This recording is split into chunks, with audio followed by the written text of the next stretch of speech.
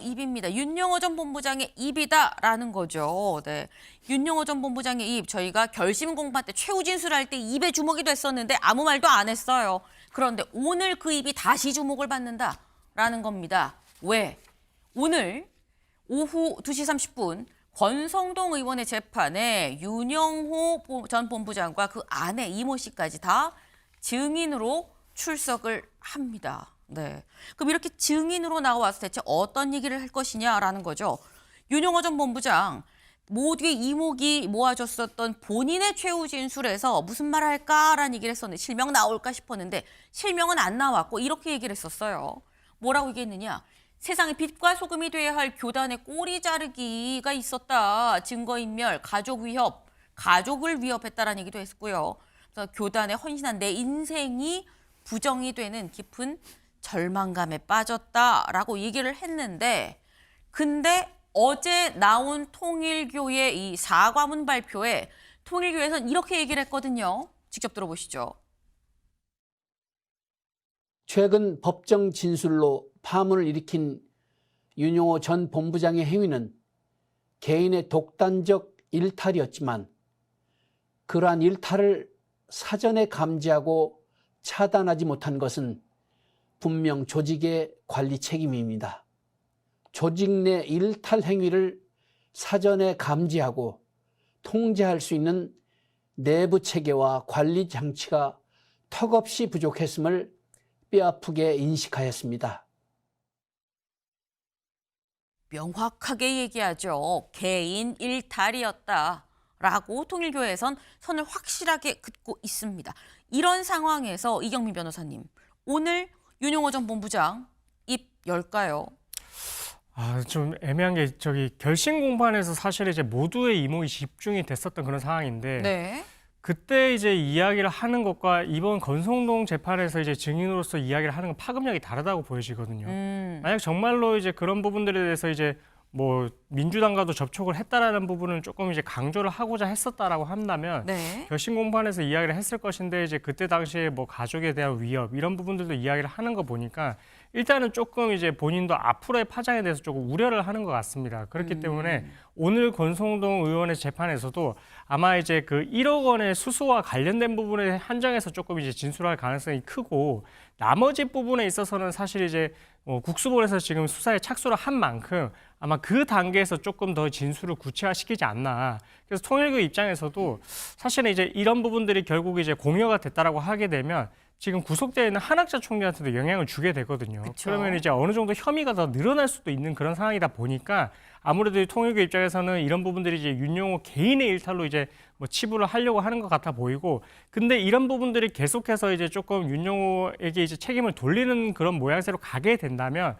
향후에 뭐 이런 이제 법적인 절차나 아니면 뭐 수사 과정에 있어서 다시 한번 또 입이 열릴 가능성을 배제를 할 수는 없는 것 같거든요. 그래서 일단은 지금은 뭐 조금 조용하게 수사 단계에서 이제 적극적으로 협조하는 모양새로 갈 것 같은데 네. 앞으로의 통일교 측에서 어떤 입장을 나오느냐에 따라서는 향후 또 이제 뭐 이런 부분들에 대해서 또 이제 여론을 이용을 할 수도 있지 않을까. 뭐 이런 부분도 조금 조심스럽게 추측되는 대목입니다. 양쪽 가능성이 다 좀 열려 있다라고 지금 말씀을 하셨어요. 얘기를 할 것 같으면은 더 중요한 본인의 최후 진술에서 얘기를 할 법하긴 하지만 사실 따지고 보면 윤영걸 대표님, 본인이 최후 진술이 있고 그 뒤에 어제 통일교의 확실한 이 공개 사과문으로 선을 긋는 듯한 이런 입장이 나왔거든요. 그럼 그리고 난 다음에 있는 오늘 증인신문에서 물론 증인의 진술이긴 합니다만 여기서 본인이 주장하는 여야 없이 전방위였어요. 뭐 한 사람한테 국한된 게 아닙니다라는 본인의 이 죄를 부정하기 위해서는 또 얘기하지 않겠냐라는 시각도 있고요. 어떻게 보십니까? 저는 뭐 오늘 증인으로 나오는 거거든요. 네. 자기 재판이 아니기 때문에 네. 뭐 두루뭉술하게 이렇게 두루뭉술. 얘기하고 뭐 증언 거부까지는 안 하더라도 네. 두루뭉술하게 할 거다. 윤영호 세계 본부장은 통일교 2인자였거든요. 자기 재판이 제일 급합니다. 며칠 전에 구형 받았잖아요. 1심에서 비교적 관대하게 나왔어요. 4년밖에 안 나왔거든요. 그러니까 윤영호 본부장 측으로 와서는 잘하면 2심, 3심에서 조금 감형받으면 집행유예라도 나올 수 있겠네? 바둑에도 나오잖아요. 아생, 연후, 살타. 나부터 살고 남한테 공격해야 되고 통일교 관계에 뭐 서운한 것도 많고 하지만 자기 살기 위해서 네. 김건희 특검하고 그동안에 약간의 좀 어느 정도 오간게 폴리바게는 아니더라도 네. 뭔가 좀 협상이 좀 있었던 것 같다. 그래서 4년이면은 비교적 관대했고 집행유예 나오기 위해서 본인의 최선을 다할 것 같다. 그래서 아마 여야 막론하고 두루 뭐 인사치레를 하고 통일교 차원에서 결정한 거를 나는 집행했을 뿐이다. 뭐 이런 식으로 하지 아마 그 의원의 재판에 직접 영향을 주는 폭탄 발언이라든지 네. 통일교 민주당 발언이라든지 이재명 대통령까지 파급 미치는 발언 이런 거는 뭐 안 할 걸로 보여집니다. 네. 폭탄 선언은 나오지 않고 그렇다고 또 진술 거부도 할 것 같지는 않아서 두루뭉술하게 오늘 증인 신문 시간이 좀 지나가지 않겠냐라는 말씀을 하셨어요. 지금 사실 저희가 실명이 거론되는 이런 한 명 한 명 모두 다 결국 내가 졌습니다라고 얘기를 하는 윤영호 전 본부장 그리고 윤영호 전 본부장이 다른 통일교 간부와 얘기를 한 과정의 녹취록에 나오는 인물들을 지금 다 실명이 거론이 되고 있는 거죠. 근데 관련해서 이런 얘기도 있었습니다. 동아일보 기사 좀 같이 볼까요? 통일교 전 간부 비용을 처리를 해줘야 끈끈해져라고 이재명, 윤석열 캠프 양쪽을 다 거론을 했다라는 거죠.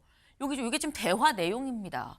지금 이 윤영호 전 본부장이랑 이 통일교의 이 간부, 좀 부회장이었었던 사람과 대화예요. 대화인데 이 윤영호 전 본부장 뭐라고 하느냐?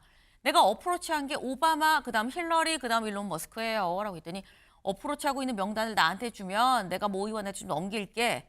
당에서는 이 비용을 좀 얘기를 할 거거든요. 그런 얘기하니까 윤 본부장이 뭐라고 하느냐?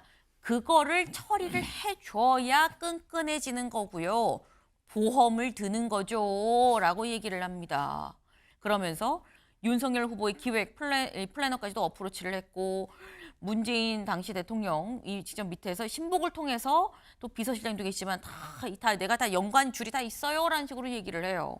그러면서 이런 얘기까지 나오죠. 조금 어떤 사람 생각하세요? 얘기했더니 조금 싼 사람 생각해요. 라고 얘기하면서 농구 선수 커리 같은 경우나 가볍게 하나 좀 연결을 해주면 젊은 애들 표를 얘기를 하니까 거리가 더 비싸요. 거기 80만 불이에요. 80만 불이면 한 11억 넘죠. 네. 그 정도예요. 라고 얘기를 하는 거죠. 그래서 윤영호 전 본부장 이런 얘기도 합니다. 사실은 이재명 쪽에서도 이재명 당시 대표가 아닌 이재명 쪽에서도 뭐 다이렉트 뵙자고 좀 전화가 왔어요라는 윤영호 전 본부장 얘기 여기에 김건희랑 윤석열이 반말 쓴 사이랍니다. 뭐 영적인 얘기 이런 얘기도 안 돼요. 라면서 별의 별 얘기를 다 통화로 했는데 이게 다 지금 녹취록이 그대로 다 까져서 이 특검에서 지금 보고 있는 상황이다라는 거죠. 근데 이 부분이 이경민 변호사님 이거 비용을 처리를 해줘야 끈끈해지는 겁니다라는 얘기는 꼭 권성동 의원이 받고 있는 혐의처럼 돈을 무슨 쇼핑백에 넣어서 줬다라는 게 아니라고 해도 이게 돈에 상응한 어떤 대가, 돈을 비용 처리를 대신 해준다는 이런 사안도 상당히 있을 수 있겠다라는 생각이 들거든요. 그렇죠. 이제 그 녹취록 자체가 이 일부만 이제 잘려 있는 것도 아니고 네. 지금 보니까 시간상으로도 뭐 23분, 뭐 그다음에 이제 14분 이제 장시간 동안 통화를 한 거거든요. 네. 이렇게 쭉 이어지는 과정에서 그 맥락 자체가 어느 정도 뭐 비용 처리, 뭐 자금적으로 이런 조력 이런 내용들이 들어가 있다라고 할 것 같으면 그러면 이 진술 내용 자체가 뭔가 이제 전 현직 의원들에 대해서 이렇게 뭐 비용적인 부분에 있어서 뭔가 이제 지원이 들어갔구나라는 부분을 충분히 의심할 수 있는 이제 객관적인 사정으로 볼 수가 있고 네. 뭐 초기부터 이야기가 저희가 나왔지만 뭐 이런 금품이 전달되는 부분에 있어서는 사실은 현금으로 전달이 되기 때문에 증거가 남을 수가 없거든요. 그렇기 때문에 줬다라고 하는 사람의 진술 신빙성이 너무나 중요하고 진술의 네. 일관성과 동시에 그 진술을 뒷받침할 수 있는 객관적인 물증 그것이 바로 저런 녹취록이거든요. 저런 녹취록이 이제 등장을 하기 때문에 이게 어느 정도 이제 신빙성이 있다라고 판단을 해서 지금 이제 거론이 되고 있고 뭐 게이트 이야기도 나오고 있고 특검 이야기도 나오고 있는 부분이라서 네.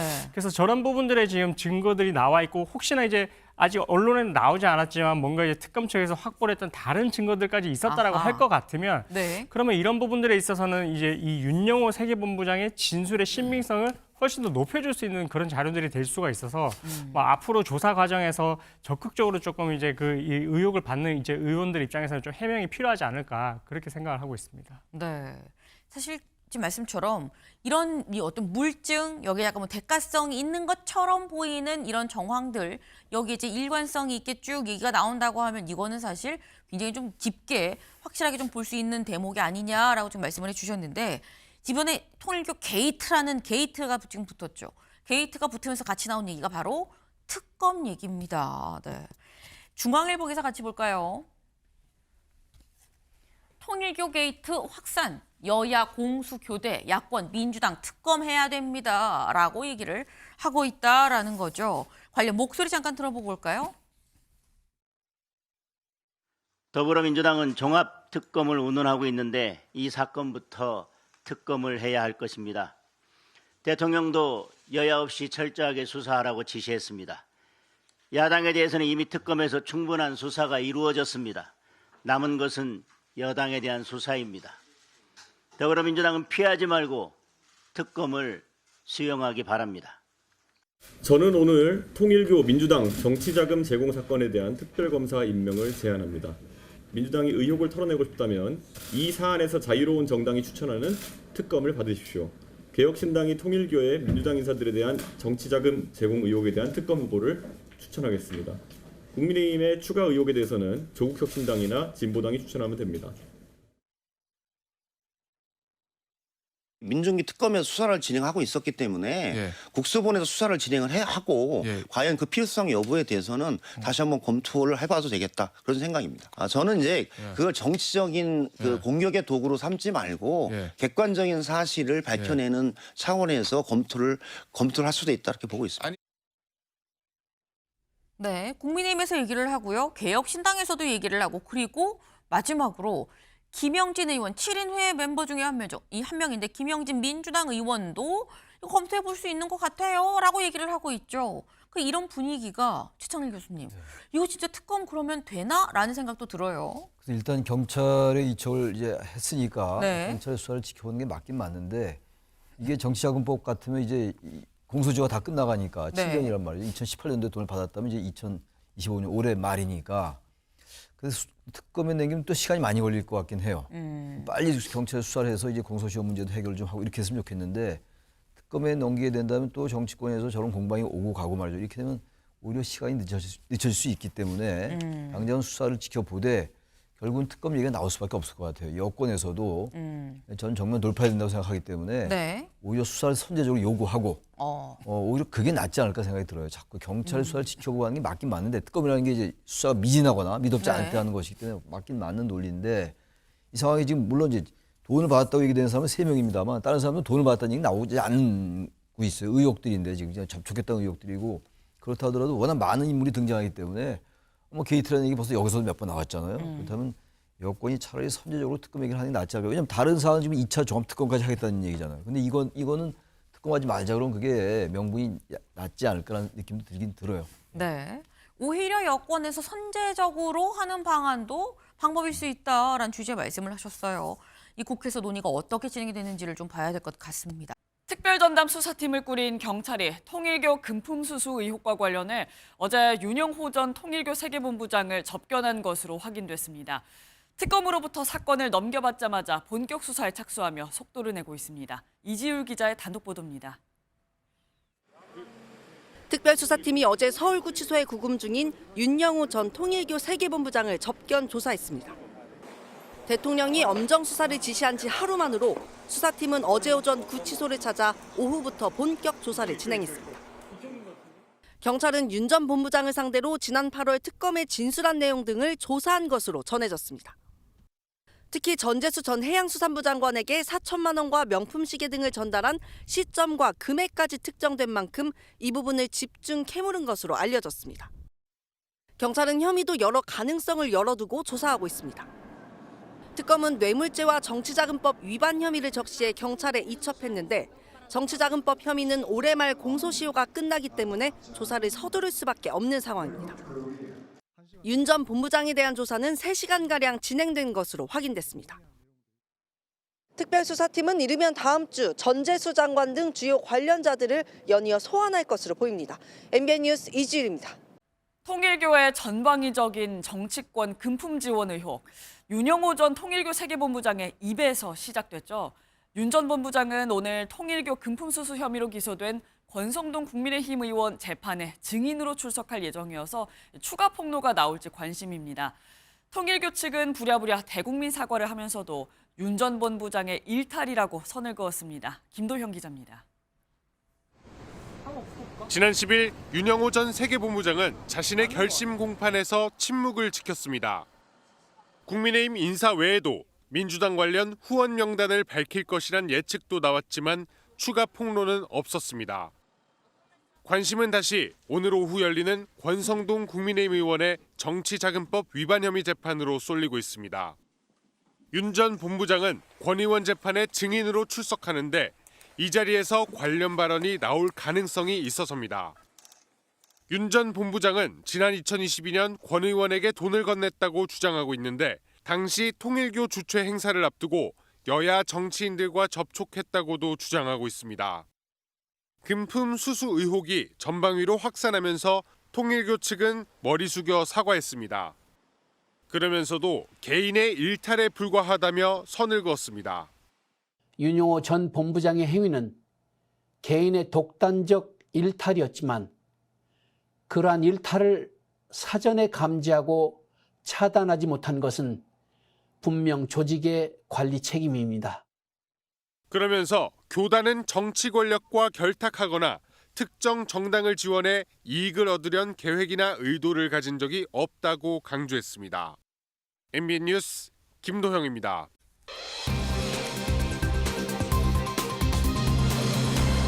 폭로는 없었다라는 거죠. 기사 보시죠. 윤영호 정치인 실명 추가 폭로 없었다라는 거예요.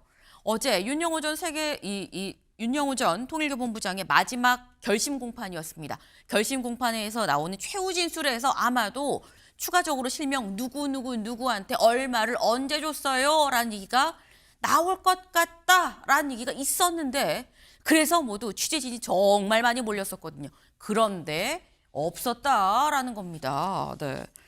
하지만 노란 봉투를 좀 들고 오긴 했었어요. 노란 봉투를 들고 와서 여기서 쓱 A4 용지를 3장이나 꺼냈거든요. 여기에 뭐라고 적혀 있었느냐 같이 볼까요?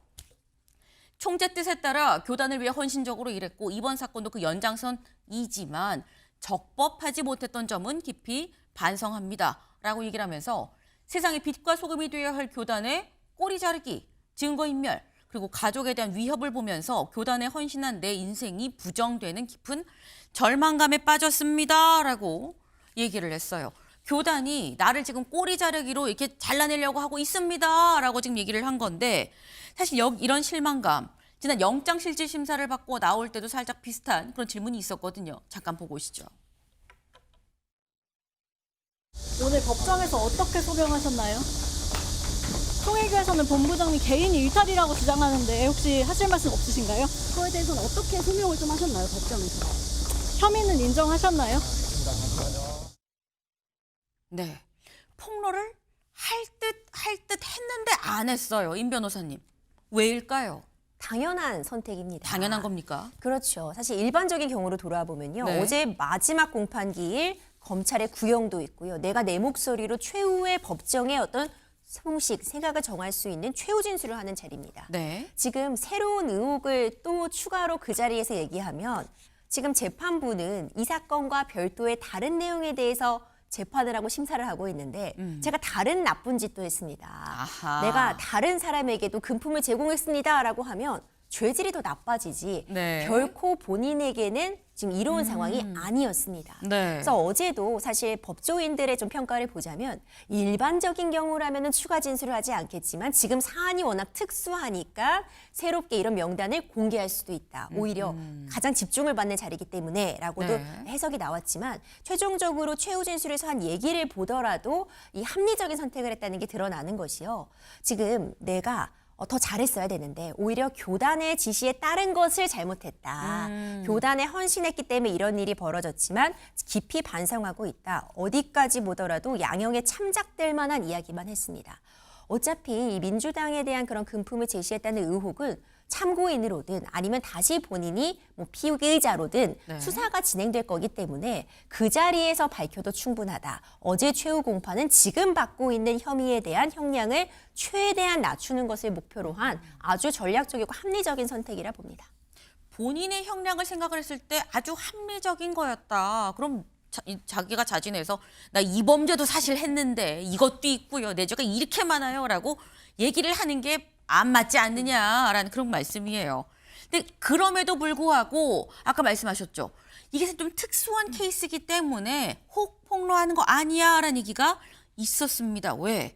지금 나에 대해서 이런 거에 대해 이렇게 쏟아지는 이런 뭐 주목 그리고 이 어떤 처벌 형량이 좀 중할 거라는 이런 예측에 대해서 박정환 교수님 나름 여권에 대한 압박용으로 나 이런 카드도 있어라고 꺼내는 거 아니야라고 생각이 되는 부분도 있었거든요. 네, 그러니까 이제 앞으로 수사가 네. 이제 민주당을 향해서 민주당 쪽 로비를 향해서 이제 가는데 그 수사의 수위가 이제 걱정이 되는 거죠. 앞서 말씀하셨지만. 지금은 4년 구형 받았으면 현실적으로는 뭐 1, 2년 실형 받는 걸로 끝이 날 가능성이 높습니다. 네. 자, 그런데 향후에 추가적으로 기소가 돼서 또다시 정치자금법 위반이라든지 이렇게 되면 가중처벌을 받을 가능성이 굉장히 높아요. 그러면은 소위 말해서 감옥에서 보내는 시간이 훨씬 길어지게 됩니다. 이제 그 부분을 가장 우려하는 거겠죠. 이제 그렇기 때문에 미리 이번에 아마 명단이 나올 거예요, 리스트가 나올 거예요라고 한번 흘렸다가 그걸 얘기하지 않았다라고 하는 거는 언제든지 나한테 불리한 상황, 고슴도치가 되는 거죠. 언제든지 불리한 상황이 되면 그때 또 꺼낼 수 있어요. 그러니까 알아서들 좀 잘 좀 해주세요. 뭐 이런 뜻이 담겨 있는 거 아닌가 이렇게 네. 해석이 되는 거고. 자, 그렇게 되면은 총체적인 진실이 과연 잘 밝혀질 수 있겠느냐. 통일교에서는 이미 꼬리자르기 들어갔고 모든 증거 은폐할 거고 그리고 중요한 진술은 그럼 결국은 윤영호 전 본부장밖에 안 남는데 네. 이분이 입을 갖다가 닫기 시작하면 실제로 실질적 진실이 다가가기가 쉽지가 않을 가능성이 있다. 이렇게 이게 이제 예상되는 대목인 거죠. 네. 내가 있긴 있는데 잘 요 알고만 있어. 그러니까 사실 칼집에서 빼지 않을 때 더 무서운 사실 법인데 그런 측면의 효과를 좀 생각한 거 아니겠느냐라는 취지의 말씀이에요. 그래서 오늘 중앙일보 기사 같이 볼까요? 민주당 금품 입다든 윤영호 법조계 히든 카드를 숨긴 거다라고 얘기가 지금 나오고 있다라는 겁니다. 근데 이 얘기인 즉슨 히든 카드가 있어야 숨겼다고 할 수 있는 건데 히든 카드가 그럼 진짜 있는 거야? 혹시 없는데 있다고 얘기한 건 아니야? 라는 얘기도 나와요. 왜? 국민일보 기사 같이 볼까요? 세간의 오해, 정교유착, 입다든 키맨입니다. 어제 이 윤영호 전 본부장도 따로 얘기를 안 했죠. 그리고 변호인단도 어제 결심 공방에서 뭐라고 얘기를 했냐? 여기 볼까요? 최종 의견 진술에서 통일교에선 2022년 한반도 평화 서밋을 개최를 했고 이 모임은 특정 정파에 국한되지 않은 다양한 세계의 인사가 참석을 한다. 공소 사실에 기재된 것처럼 어느 특정 정파에 집중한 게 아니라고 보이는데 세간의 오해 소지가 있어서 좀 당혹스럽습니다. 라고 얘기를 했습니다. 근데 그렇다고 한다면 이건 최수영 위원님, 히든 카드가 딱히 있는 게 그러니까 없는데 있는 척한 건가라는 생각이 들 수도 있어요. 그렇진 않을 거예요. 왜냐하면 2020년 한반도 평화 서밋 말한 그대로예요. 네. 거기에 참석한 사람들을 놓고 보면요, 그때 펜스 부통령이 왔거든요. 네. 그래서 이제 윤석열 전 대통령이 만났다 그래서 그게 이제 로비의 한 말하자면 근거로 제시됐잖아요. 그때 윤석열 전 대통령만 만나나요? 아니에요. 민주당 쪽 인사들 위성락 지금 현 국가안보실장도 만났고 사진 찍었고 그다음에 네. 그 당시 이재명 캠프에 국제통상특보단장을 하고 있었던 김현종 단장도 만났어요. 그 펜스 부통령이. 그 말 그대로 지금 여야 공이 모두 집중적, 그러니까 이거는 전방위적으로 한 거예요. 그렇기 때문에 뭐 이상하지 않다라고 얘기하는데, 근데 이제 보십시오. 저는 최후 진술의 이 대목을 주목해요. 네. 총재의 뜻에 따라 교단을 위해 헌신적으로 일했고 이번 사건도 그 연장선상이지만 총재 지시를 받았다는 거예요. 네. 근데 적법하지 못했다. 이 얘기는 뭐냐? 한반도 서밋에 사람들을 연결시켜준 건 적법하잖아요. 적법하지 않은 일이 있었다는 것 아닙니까? 그게 뭘까요? 돈이잖아요. 그러니까 저는 양쪽에 지금 근거를 다 남겨놨다고 생각해요. 그러니까 교단을 향해서는 날 네. 꼬리 자르기 하지 마라. 총재 지시 받은 거다라는 걸 명시적으로 최후 진술에 남겼고 네. 민주당을 향해서는 적법하지 못한 일, 재판부 향해서 얘기한 거 한 일이 있어요. 근데 지금 변호인단은 2022년 평화 서밋은 적법한 일이었어요. 적법했어요. 네. 그러니까 이게 지금 히든 카드가 맞는 거죠. 그렇게 따진다면. 그러니까 저는 민주당과 그 교단 모두에게 최후 진술과 변호인단의 그 얘기를 종합해 보면은 상당히 의미심장한 히든 카드임을 저는 한 자락을 깔아놓고 간다. 저는 네. 이렇게 보는 게 맞다고 봐요. 네. 지금 결국 히든카드가 있다고 볼 수밖에 없다. 본인의 윤 전 본부장의 본인 얘기에 나와 있지 않느냐라는 건데 윤 전 본부장은 죄가 있습니다라는 취지로 얘기를 하고 변호인단은 세간에 좀 오해가 있는데 이게 그렇게 큰 사안이 아닙니다라고 잠깐 덮고 있어요. 요거 임 변호사님. 요거 어떻게 해석해야 되는 거예요? 카드를 있긴 있는데 안 꺼낼 생각인 겁니까? 뭡니까? 그러니까 변호인은 윤영호 전 본부장이 일단 가장 적은 형량을 받게 하는 게 목표인 사람들입니다. 그쵸. 그렇기 위해서 지금 일을 하고 있는 사람들이기 때문에 언어 선택에 단어 선택에 조심스러울 수밖에 없습니다. 그리고 저 발언이 어제 결국 최후 공판에서 나왔다는 점도 굉장히 중요할 것 같은데요. 네. 일단 징역 4년이 구형되었습니다. 정치자금법 위반이라던가 업무상 횡령이 문제되고 있는 것인데 지금 징역 4년이 모두 다 선고되지 않을 것이다라는 예측도 충분히 가능한 상황이지만 네. 일단 실형이 나올 것은 좀 분명하지 않나라고 예측이 되고 있기 때문에 형량을 줄여야 됩니다. 이제 그렇기 때문에 일단 변호인단 입장에서는 지금 히든 카드 이런 것들이 중요하다기보다는 네. 일단 이번 재판을 가장 잘 마치는 게 중요한 사람들로서 발언을 조심했다 이렇게 보여지고요. 오히려 양형에 좀 참작받기 위한 요소들을 듬뿍 언급해야 되는 최후 진술자에 다른 죄도 있고 사실 그 의혹들이 정말 많은데 앞으로 저희가 다 밝힐게요라고 하기보다는 네. 지금 내가 잘못한 부분들이 있지만 세간에 오해하는 것처럼 이분이 아주 많은 잘못을 한 건 아니에요라고 일단 조금 감싸안는 듯한 그런 정제된 발언이라고 보고 어차피 수사가 진행될 수밖에 없습니다. 그 수사 과정에서 다시 좀 공격력을 모아서 그때 공개할 건 공개하고 방어할 건 방어하자는 전략, 좀 분리하는 전략 취했다고 평가됩니다. 네. 사실 저희가 지금 말할 줄 알았는데 말을 안 했네, 입을 닫았네, 여기에만 지금 계속 포커싱을 좀 두고 있는데 말씀 중에 나왔죠.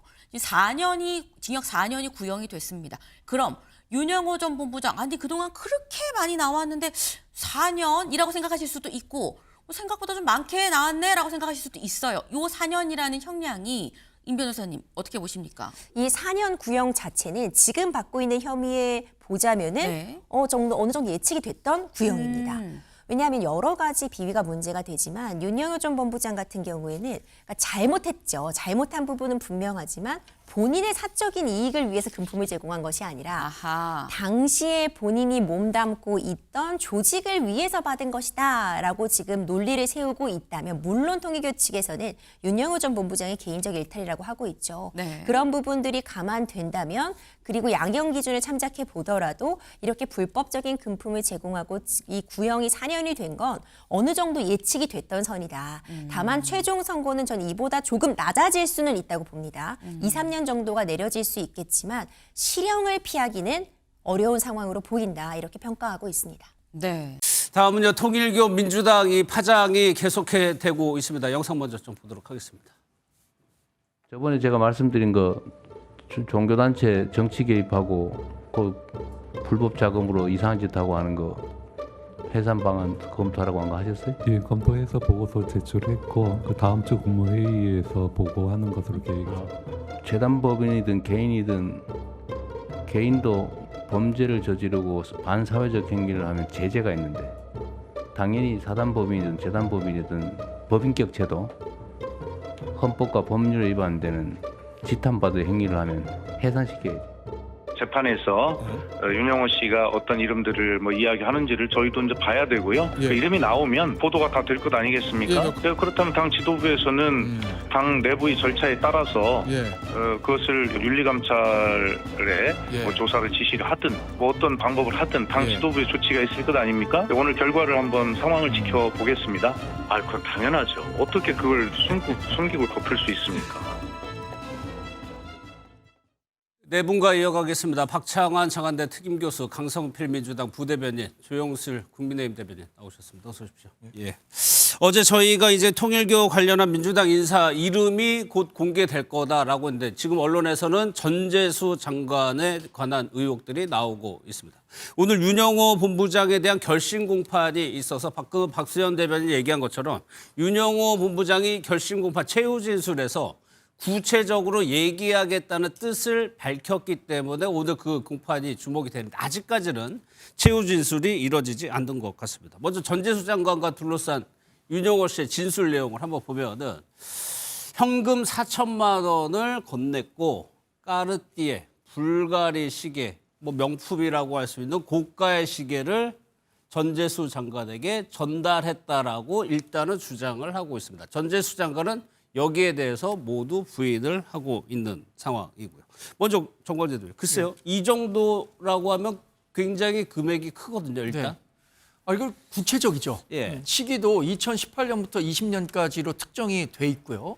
금액도 3천만 원에서 4천만 원, 또 2개의 고가의 브랜드 시계를 줬다고 했는데 예. 얘기하신 것처럼 까르띠에 까르띠에하고 불가리죠. 불가리. 예. 예. 이 시계를 전달했다고 하는데 결국 내용만 놓고 보면 지금 구속 수감 상태에서 재판을 받고 있는 권성동 국민의힘 의원과 큰 줄기가 같아요. 돈의 출처도 같고 주는 방식도 같고 왜 줬느냐 하는 동기도 같죠. 그런데 같은 시점에 나온 진술 가지고 누구는 구속 상태에서 재판받고 예. 민주당 의원들은 전혀 수사가 또 이루어지지 않는 상황, 이런 부조리가 나타나고 있는 것에 대해서 지금 예. 국민들이 분노하고 있다고 봅니다.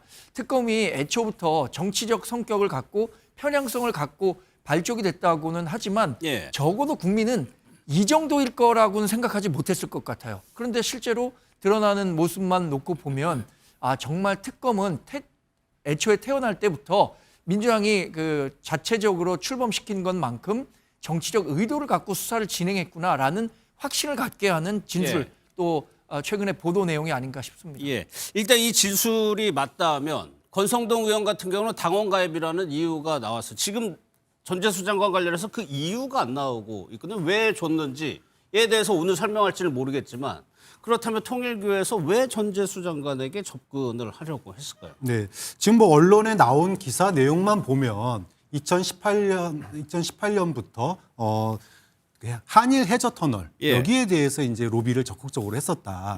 실제로 국민의힘의 김종인 전 비대위원장 같은 경우에도 한일 해저 터널에 대해서 찬성하는 입장을 보이기도 했었거든요. 예. 그런데 저는 굉장히 의외였고 또 놀랬던 게 전재수 장관의 정치적인 이미지라든지 굉장히 소탈하셨거든요. 예. 그리고 불법 정치자금 받는 거에 대해서도 굉장히 선을 그어왔던 분으로 알고 있기 때문에 근데 내용은 너무 구체적이에요. 4천만 원에 예.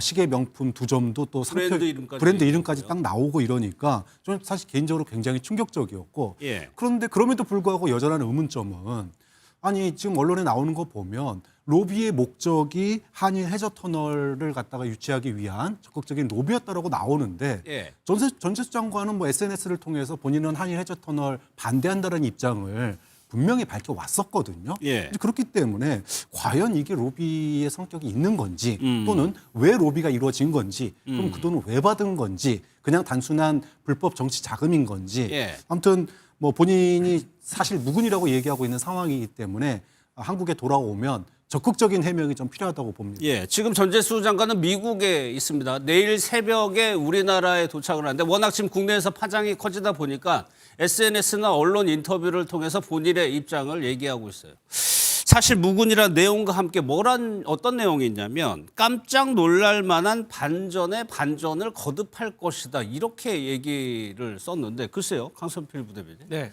그러니까 전재수 장관 지금 굉장히 억울해요. 그러면서 이게 상황이 바뀔 거다라고 지금 암시했거든요. 일단 그 한일 해저 터널 위에도 예. 전재수 장관의 해명을 보면 첫 번째로 그러면 윤영호 그 본부장이 전재수 장관이 600명이 넘는 행사장에서 축사를 했다고 주장을 하는데 예. 자기는 그런 적이 없다는 거 아니에요. 축사한 사실도 없다. 그러면 예.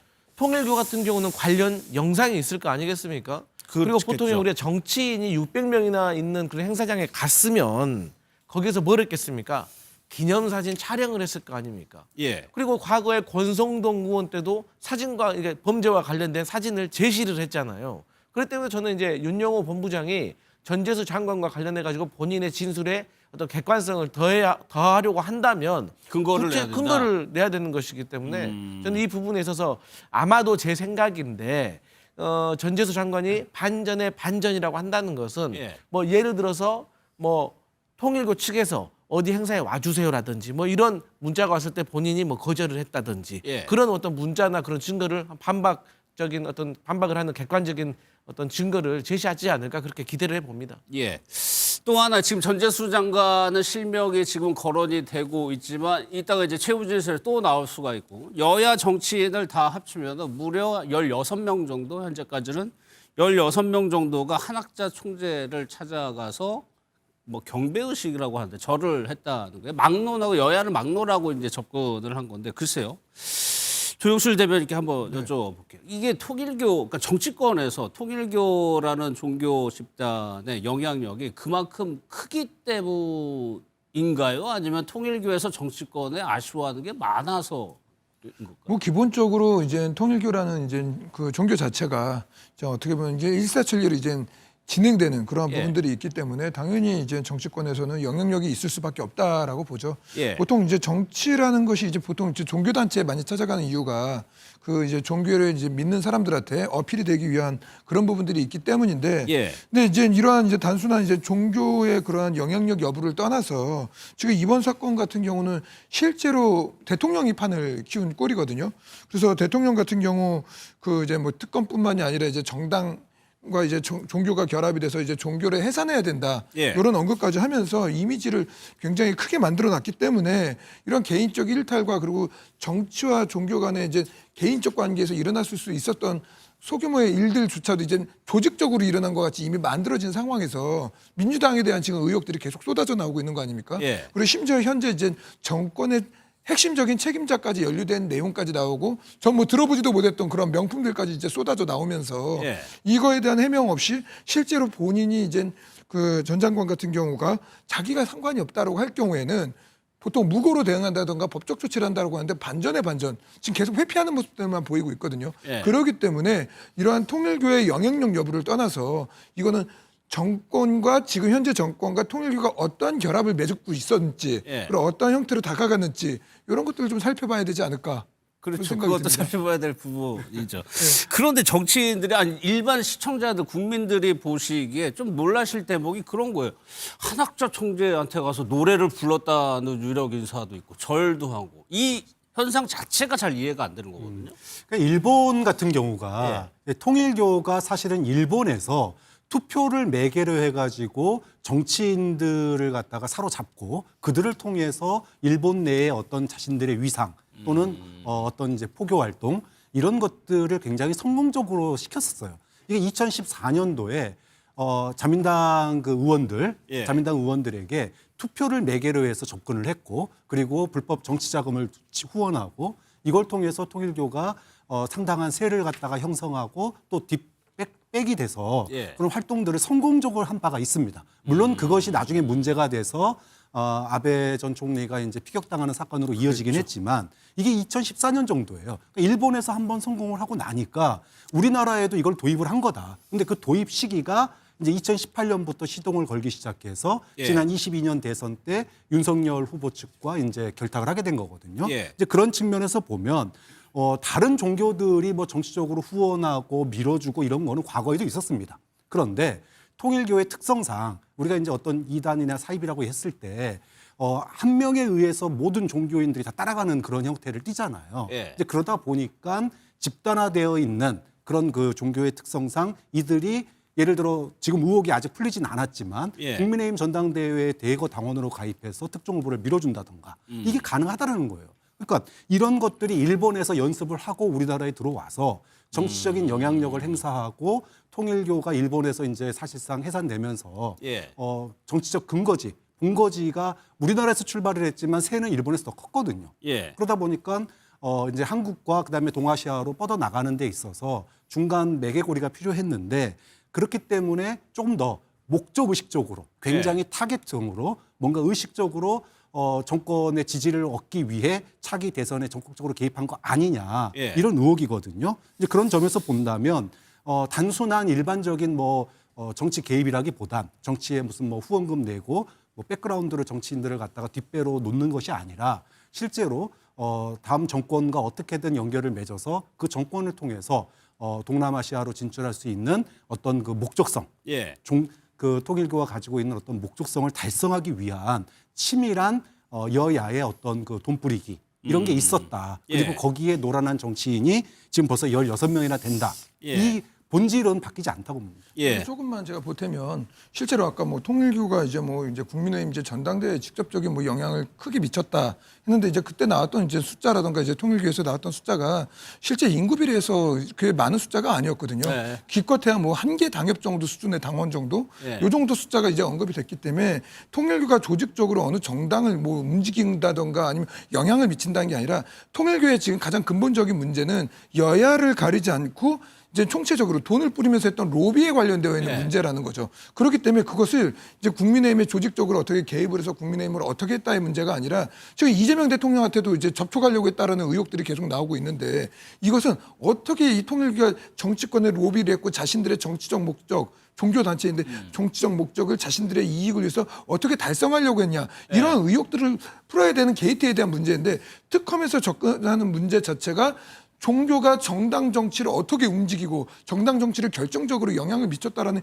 형태로 포장이 돼서 이재명 정권이 몰고 가는 그 행태를 제가 아까 방금 전에 지적을 한 그러니까 겁니다. 먼저 짚어봐야 될 부분이 여야를 막론하지 않고 그러니까 22년에 대선이 있었기 때문에 그 전에는 민주당이 여권이었으니까 그쪽에 더 많이 치중을 하고 대선이 되면 정권이 교체될지 모르니까 또다시 그러니까 전방위로 이제 접촉을 시도하는 상황이 되는 건데 그렇다면 주고받는 게 있으니까 이런 게 거래가 형성이 되는 거잖아요. 제가 일단 과거에 어떤 정치인에게 들은 일화를 하나 소개시켜 드릴게요. 그러니까 이제 그 지역에 이 통일교가 세운 이 리조트가 있어요. 골프장도 있고. 그러다 보는데 그 리조트에 통일교의 전국에 있는 신도들이 예를 들어서 1년에 한 번씩 와가지고 이제 행사를 하는 거예요. 워크숍 같은 거. 네, 워크숍을 하는 거예요. 그러면 그 지역 상권에 휘청휘청 하는 거예요. 그것 때문에. 그런데 어느 날은 문선명 교주라고 하나요? 총재라고 하나요? 그분이 헬기를 타고 쫙 오는데 그 이제 통일교 간부가 그 지역 정치인에게 우리 그 총재님 딱 내려오시면은 카페트를 쫙 녹색 카페트를 깔 건데 좀 무릎 꿇고 좀 조아려 주시면 안 되냐. 그걸 요구를 했다는 거예요. 그러니까 그 사람이 아니 내가 지금 시민들이 볼 수도 있고 그런데 내가 단체장인데 내가 어떻게 그걸 하냐. 아유 그 시민들 없이 우리 신도들만 보고 있으니까 신도들 사이에서 우리 또 총재님의 면도 있으니까 이런 부탁을 했다는 거예요. 이미 1990년대라고 제가 들었는데 그만큼 통일교가 자기들이 가지고 있는 시설이라든가 가지고 있는 자금력을 이용을 해가지고 정치인들에게 어쩔 때는 특정한 사업을 위해서 로비도 하지만 어쩔 때는 자기 총재라든가 그 어떤 종단의 지도자들에 대한 어떤 신도들에 대한 존경심이라든지 그런 것을 좀 높이기 위해서 활용하는 측면도 있었다라고 생각을 하고 그래서 이제 과거에는 이 통일교가 여야를 막론할 거 없이 비율의 차이는 있겠지만 계속해서 로비를 해왔다는 것이 음으로 양으로 정가에는 돌았던 사실인 거죠. 그러니까 권성동 의원이 찾아가서 큰절했다 이런 보도 나왔는데 비슷한 형태가 되는 거예요. 그리고 또 하나 이제 설교를 하면 회당 100만 원을 주고 어떤 의원 같은 경우는 500만 원씩 준다. 이런 방식으로 연결고리를 만들어 간다는 겁니다. 윤영호 씨의 부인이 그 한학자 전 총재 비서실장에게 보낸 문자인가요? 그 내용을 한번 보면은 이종석 장관까지 연을 만들었다라고 표현을 했습니다. 여기에 대해서 이종석 원장은 한 차례 만난 사실이 있다라고 해명을 한 거고. 그러니까 이게 어떻게 보면 통일교 측에서는 그거를 좀 과시하려는 목적이 있었을 수도 있어요. 무언가 내가 이거를 연을 만들어 왔다. 이런 식으로. 그러니까 우리나라 정치인들이 사실은 미국의 대외 정책에 굉장히 이제 민감할 수밖에 없습니다. 북한 문제가 있기 때문에 22년 초에 펜스 전 부통령이죠, 미국의 통일교에서 7억을 주고 데려왔어요. 데려왔더니 여야 할 것 없이 어떻게든 미국의 유력 정치인 출신 부통령 출신이니까 만나러 가죠. 그렇기 위해서 이번에 나왔지만 나경원 의원 쪽하고도 통화하고 이종석 전 장관 측하고도 연락하고 이런 일들이 있는 건데 이제 문제는 그렇게 해서 만나는 거는 당연히 우리나라 정치인이 미국의 유력 정치인 만나서 한미 관계에 대해서 이야기하고 어떻게든 선을 만들기 위해서 노력하는 걸 뭐라고 할 수는 없는 거예요. 예. 다만 이런 과정에서 그것을 고리로 해서 어떤 뒤에 거래가 있었다던가 또는 뭐 정치적인 어떤 돈과 어떤 표의 거래가 있었다던가 이렇게 되면 이제 그때부터는 이게 수사 대상이 되는 거거든요. 그런 점에서 이종석 전 장관을 만나는 것 자체는 문제는 아닌데 그것이 범죄로 이어질 가능성이 있느냐 없느냐 이 부분은 앞으로 이제 통일교 오늘 마지막으로 최후 진술하면서 예. 이 내용이 나올지는 좀 더 지켜봐야 될 것 같습니다. 그렇죠. 그래서 오늘도 이재명 대통령이 입장을 냈습니다. 뭐라고 냈냐면 종교단체와 불법적으로 연루 의혹이 있으면 여야 관계없이 엄정하게 수사를 하라고 얘기를 했습니다. 어제도 메시지를 냈고요. 그 일주일 전에도 통일교 얘기를 하고 오늘 또 냈습니다. 엄정하게 수사하려면요. 예. 특검해야 됩니다. 지금 예를 들어서 이게 뭐 국수본에 가든 기존의 검찰에 가든 수사하려고 하면 권력 눈치 봐서 그 제대로 수사할 수 있겠습니까? 그동안 민주당이 해왔던 정치적 레토릭 뭡니까? 이런 그 권력의 비호를 받을 수 있는 수사에 대해서는 권력으로부터 자유로울 수 있는 독립된 검사, 그 특별 검사를 통해서 성역 없이 수사해야 한다라고 얘기했잖아요. 예. 지금 이재명 대통령이 이렇게 엄정하게 수사하라 이렇게 립 서비스만 할 것이 아니라 자, 이 부분에 대해서는 국민적 의혹이 계속 커지고 있으니까 여야가 합의해서 특검 발족시켜서 다 같이 들여다보자. 이참에 이렇게 종교 단체가 불법적인 방법으로 정치권의 영향력을 행사하려는 것들에 대해서는 완전히 단죄하고 새로운 국면으로 가자. 예. 이렇게 얘기해야 한다고 생각하고요. 그 중요한 방법 가운데 하나는 특검이 될 거라고 생각합니다. 예. 그리고 통일교가 본인들이 갖고 있는 교세에 비해서 본인들이 갖고 있는 경제력은 굉장히 큽니다. 사실 통일교가 자체적으로 파악하고 있는 국내 그 신도수가 30만 명밖에 안 돼요. 네. 지난번 120만 명의 신도를 갖고 왔다는 건 그동안 한 번이라도 와서 이름 적고 간 사람 그게 120만 명이고 예. 실제는 30만 명이고 그 가운데 2주에 한 번 정기적으로 예배나 아니면은 헌금을 하는 사람은 2011년에 문형진 씨가 인터뷰했을 때 19,000명이라고 했어요. 예. 그러니까 본인들은 이 적은 사람을 가지고 본인들이 갖고 있는 경제적 기득권을 유지하기 위해서는 정치적 비호가 필요하다고 생각하는 경우가 많은 것 같아요. 그러니까 본인들이 갖고 있는 경제력을 이용해서 이렇게 유력 정치인들에게 후원금을 주든 불법 자금을 주든 이렇게 해서 통일교의 우호적인 여론 또 정치적 영향력을 확보하려고 했던 거 아닌가 이런 생각이 드는데 예. 이거 단죄하려면 방법 간단합니다. 정말 의지를 갖고 특검해갖고 돈 받았다고 의심되는 사람들 다 수사한 후에 예. 죄가 있는 사람들은 정치를 못하도록 해야죠. 예. 강성필 부대변인이 보시기에 대통령이 이렇게 3번에 걸쳐서 얘기를 했다는 거는 이제 아주 강력한 의지를 네. 가지고 있는 건데 네. 민주당 연루 의혹이 계속 나오는 상황에서도 여야 막론하고라고 얘기를 했어요. 네. 정치적으로 좀 어떤 뜻이 있다고 보세요? 그 대통령으로서 당연히 해야 될 말을 저는 하셨다고 생각을 하고 예. 또 거기에 대해서 또 그 지적을 하고 공격하는 국민의힘이 저는 공세라고 생각을 하는데 국민의힘이 최근에 이제 특검과 관련해 가지고 냈던 그 메시지들을 보면 예. 돈 많이 드는데 왜 이거를 하냐? 안 그래도 검사 부족한데 왜 또 특검하냐? 이런 말씀하셨던 분들이거든요. 지금 권력형 이 내란을 가지고도 특검을 하는데도 그렇게 말씀하셨던 분들이 이렇게 의지를 가지고 또 특검을 하자고 하니 저희는 좋습니다. 하면 되는 거예요. 예. 그리고 다만 국민의힘은 지금 제가 봤을 때 전재수 장관 하면 지금 좋다는 거는 개인적인 생각이요, 당의 생각이요. 저는 개인적인 생각인데 저희 당에서도 아니 예. 그동안 이 통일교가 해왔던 행태를 봤을 때 민주당에게만 좋겠습니까? 좋다고 한다면 그건 국민의도 잘 알고 있을 거예요. 그래서 혹여라도 저희 민주당이 못 받을 것 같아서 안 받는다고 할까 봐 저렇게 호언장담하시는 것 같은데 예. 저는 개인적으로 받아야 되고 이번 기회에 통일교라는 이 어떤 종교가 특정 종교가 이 정치권에 그동안 오랫동안 매수하고 로비해왔던 이런 뿌리를 뽑을 수 있는 저는 좋은 기회라고 생각하기 때문에 예. 저는 대통령께서도 그런 취지에서 말씀하신 거라고 생각하고 자꾸 대통령이 지금 통일교와 관련해가 정당 해산을 주장한 걸 두고 뭐 찔려서 그런 거 아니냐라고 하는데 여기에 대해서 분명히 말씀드리고 싶은 거는 예. 시점이 다릅니다. 윤영호 본부장은 8월에 진술을 했어요. 예. 이제 알려진 것뿐이에요. 대통령은 12월 2일 날 말씀을 하신 거예요. 예. 그렇기 때문에 저는 대통령은 원론적인 말씀을 하신 거고 저는 국민의힘에서 전향적으로 좋은 어떤 특검안을 발의하시면 될 것 같습니다. 근데 어떤 식으로든 지금 이재명 한 번만. 대통령과 예. 연관이 돼 있을 가능성이 있는 진술을 윤영호 전 본부장이 한 거예요. 예. 정진상 실장 얘기도 나왔고 이재명 대통령 당시 후보는 직접 한번 만나고 싶다라는 이야기가 전원의 형태로라도 나왔습니다. 그래서 지금 뭐 직접적인 증거가 나온 것은 아니지만 그건 그 직접적인 증거가 나오려면 그 공권력이 수반된 수사가 강제 수사가 필요한 거거든요. 예. 그러니까 지금 강성필 부대변인 말씀하신 것처럼 민주당 떳떳하다면 특검 발의 같이 하면 됩니다. 근데 우리가 왜 특검을 얘기하냐? 지금 이재명 정권 하에 국수본이나 검찰이 과연 지금도 특검도 마찬가지입니다. 국민의힘과 연관된 부분에 대해서는 바로 구속해갖고 재판하는데 예. 지금 민주당과 관련한 거는 그 침묵하고 있었던 거잖아요. 이런 거 막으려면 특검이 필요하다는 거지. 과거의 특검과 관련해서 비판적인 생각을 갖고 있었던 것과는 좀 결은 다른 거죠. 알겠습니다. 그러면은 그 특검 얘기 한번 볼게요. 특검이 윤영호 씨한테 진술을 받은 시점이 8월로 지금 나오고 있습니다. 그런데 11월에 사건 번호를 부여를 하고 12월 5일에 윤영호 씨가 공판에서 공개적으로 이 부분을 얘기하면서 이 파장이 커지고 있는 상황이에요. 이 진술이 없었다면 글쎄요.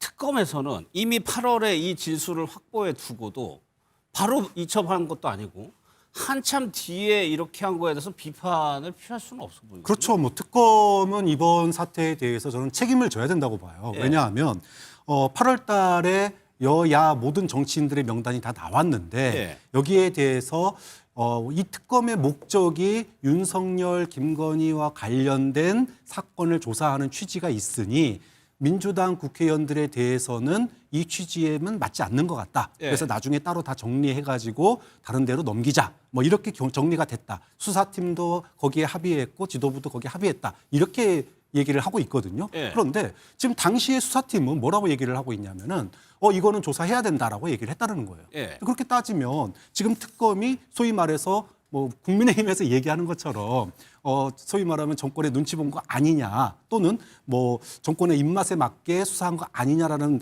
오해 또는 그런 의혹을 스스로 자초했다라고밖에 얘기할 수밖에 없고 예. 이런 특검 수사 결과가 그럼 과연 윤석열 정부의 검찰과 뭐가 다르냐?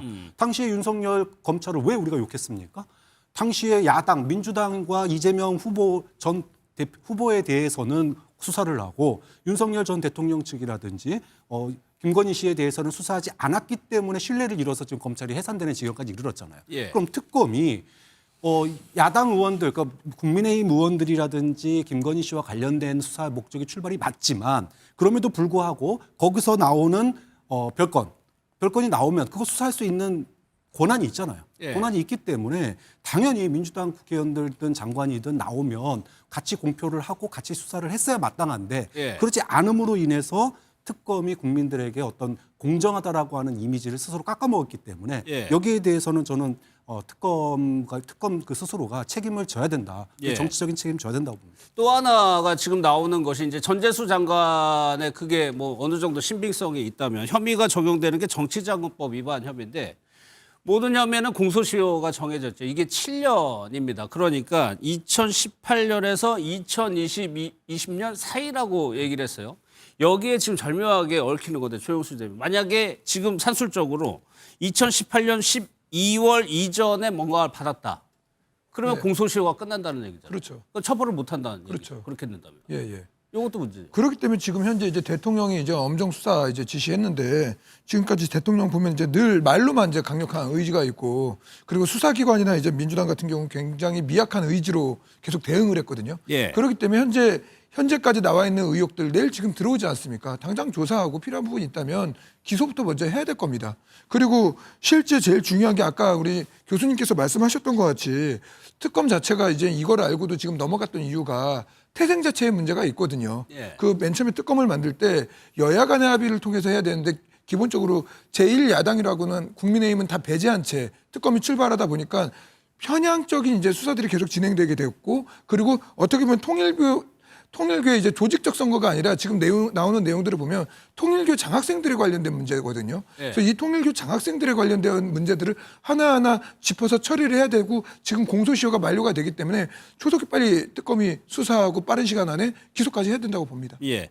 또 하나 이 파장이 여기서 끝나는 게 아니고 오히려 더 시작일 수 있는 부분이 윤영호 씨에 대한 결심 공판이 지금 진행이 되고 있고 최후 진술에서 어느 정도 지금 작심을 하고 무언가를 얘기할 준비가 돼 있는 거예요. 정치권에서는 지금 이 내용을 주목을 하고 있습니다. 그 얘기 한번 들어보도록 하겠습니다.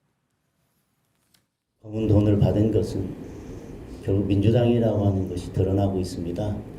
오늘 마지막 재판이 있습니다. 민주당 의원 이름 실명이 한 명이라도 나온다면 아마 민주당은 엄청난 역풍에 휩싸이게 될 것입니다. 그 종교단체가 위헌 위법이어서 해산되어야 된다면 그러면 당연히 민주당은 해산되어야 할 정당일 것입니다. 뭐 물론 윤영호 씨가 얘기를 한다고 해가지고 그게 팩트가 되는 건 아니지만 일단은 윤영호 씨는 좀 뭔가를 준비하고 있는 듯한 그러면서 결심 공판이 지금 나오고 있단 말이에요. 강소리 부대의 파장을 좀 어디까지 좀 보세요. 파장은 이제 그 윤영호 씨가 언급한 15, 6명의 여야 정치인들에 대해서 수사가 시작이 되고 수사를 시작하는 과정 속에서 객관적으로 어떤 혐의가 증명이 된다고 하면 그 죄질에 따라서 파장은 커질 수도 있는 것이고 근데 일단 민주당과 국민의힘과의 차이를 제가 좀 말씀드리고 싶은 게 자꾸 이제 권성동 의원과 전재수 장관 간의 이 통일교와의 혐의와 관련해 가지고 동일선상에 놓고 보는데 그게 아니죠. 그러니까 권성동 의원 같은 경우는 이 윤석열 전 대통령과의 당선인 신분을 통해 가지고 만나게 해줬어요. 독대를. 그리고 어땠습니까? 이 통일교가 원하는 민원 사업에 대해서 실제적으로 행위가 있었던 거예요. 그리고 영부인이라는 사람은 몇 천만 원 상당의 금품을 수수했어요. 그렇기 때문에 이미 대통령과 영부인과 거기에 관련된 것들에 대해서 이게 권력형 게이트로 정해진 것이고 지금에 와서 전재수 장관과 관련해가지고는 만약 100번 양보해서 전재수 장관이 돈 받았다고 칩시다. 그래도 이것은 권력형이라고 볼 수가 없는 거예요. 그렇기 때문에 그 크기의 차이가 있는 것이고 사실 지금 뭐 전재수 장관 관련해가지고도 방금의 국민의힘에서는 뭐 기소를 해야 되는데 아니 눈이 내려야 제설 작업할 거 아닙니까? 아니 수사하고 조사를 한 다음에 혐의가 있으면 기소를 하는 거지 무조건 뭐 진술 나왔다고 하는 겁니까? 그런데 어쨌든 그 윤영호 씨 같은 경우도 저는 이제 최후의 진술을 하든 뭐든 간에 본인이 과거에 권성동 의원에 대해서 폭로를 했을 때처럼 객관적인 증거를 내놓아야 되고 어쨌든 어떠한 형식으로든지 통일교와 정치권에 관련된 수사는 피할 수가 없다. 우리 국민의힘이 주장하는 것처럼 특검이 될 수도 있는 것이고 뭐 국수본 수사가 될 수도 있는 것인데 하여튼 저희 민주당은 이 수사에 적극적으로 협력을 하고 문제가 있다면 다 처벌해야 되는데 그 명수와 재질에 따라서 어떤 분들은 분명히 뭐 쪼개기 후원금 상태 혹은 뭐 출판 기념회에서 책을 뭐 다량으로 산다든가 그런 형태가 편법적인 형태가 있을 수도 있는 것이고 또 지금 뭐 윤영호 본부장이 제기하는 것처럼 뭐 뭉터기 돈을 준다든가 명품 시계를 준다든가 이것은 뭐 정치자금법 위반이기 때문에 이건 재질의 형태에 따라 좀 달라질 것 같습니다. 여기에 대해서 조금 저는 좀 반론이 있는데 이 건 같은 경우는 커질 수밖에 없죠. 그리고 왜냐하면 그 국민의힘 게이트로 지금까지 민주당과 이제 이재명 정권이 몰고 갔던 거 아닙니까? 그래서 윤석열 대통령도 지금 잡혀 있고 김건희 뭐 권성동 의원 다 잡혀 있습니다. 근데 민주당 인사들 지금 멀쩡하게 다 돌아다니고 있거든요. 근데 지금 나오는 의혹들 계속 민주당 관련되어 있는 내용들이 나오고 있는데 이걸 갖다가 국민의힘 게이트로 몰고 갔던 민주당에 대해서 국민들이 준엄하게 지금 비판을 하고 있는 것이고 그리고 공식적으로 국민의힘이 오늘 진짜 특검 다시 열자라고 제안을 했습니다. 아까 우리 그 대변인께서 말씀하셨던 것 같이 민주당이 진짜 의지가 있다면 그 기존에 있던 특검이 아니라 정말 여야가 정말 같이 참여해서 특검 만들어가지고 이 통일교 장학생 제대로 잡아내가지고 정권에 어디까지 깊이 개입이 되어 있고 이재명 대통령 접촉을 하려고 했다는데 이재명 대통령 진짜 접촉이 되었는지 그것까지 확인해야 되는 것이지 요걸 갖다가 지금까지 국민의힘 내용으로 다 몰고 갔던 그 행태들 자체가 위선적이었던 거죠.